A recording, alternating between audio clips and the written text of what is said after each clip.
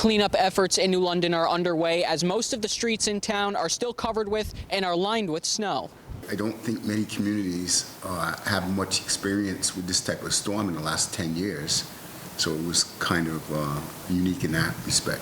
Chief Administrative Officer Stephen Fields says New London received nearly 15 inches of snow, and now the biggest challenge is figuring out where to put it. Our main priority right now is to open up these roads as much as humanly possible, which may take us to move snow into other areas and put it in other places. Like many roads around the state, they're much smaller than usual due to the amount of snow built up on either side. Fields says that the first priority was clearing a path so that first responders can get where they needed to go. Once you open up the path, your job is to work towards open up another path and then trying to clear as much as you can out of the streets and make it more convenient for the community. Fields says truck drivers are still out on the roads plowing and applying salt.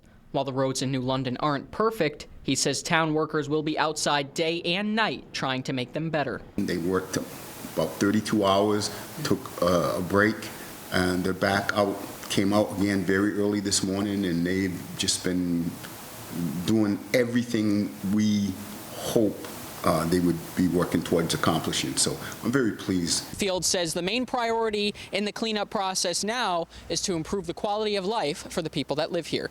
In New London, Joe Monti, Fox 61.